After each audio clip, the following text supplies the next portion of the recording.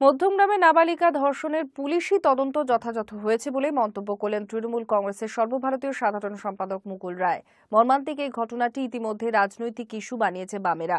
জায়গায় জায়গায় চলছে প্রতিবাদ মিছিল। তৃণমূলের প্রতিষ্ঠা দিবসে বুধবার সকালে মুকুলবাবু বলেন, নাবালিকা ধর্ষণের এই ঘটনায় পুলিশি তদন্ত ঠিক পথেই চলছে। আমরা দেখেছি যে বাংলার বুকে যখন কোনো ঘটনা ঘটে পুলিশ অত্যন্ত গুরুত্বের সাথে আলোচনা করে। এটাও আপনি নিশ্চয়ই জানবেন।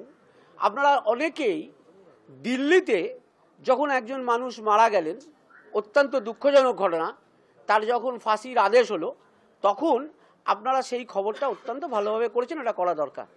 কিন্তু কেউ একবার দেখলেন না, যে রবীন্দ্রনাথ বলেছে না, যে আমি বাইরেটা দেখবো কিন্তু আমার নিজের মায়ের পায়ের তলায় কি আছে সেটা দেখি না। বাংলার বুকে বোলপুরে একজন মূকবধির মেয়ে নির্যাতিত হয়ে মারা গেছিলেন। 28 দিনের মধ্যে ভারতবর্ষে প্রথম সেশন ট্রায়াল কমিট করে তার ফাঁসির আদেশ দেওয়া হয়েছিল। এটা কিন্তু সেইভাবে আপনারা দেখালেন না।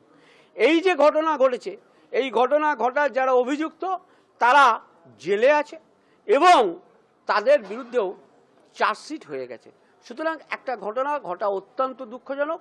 ঘটনা ঘটা কোনো অবস্থাতেই কাম্য নয়, কিন্তু দেখতে হবে তার পরবর্তী ক্ষেত্রে সরকার কি ব্যবস্থা নিচ্ছে।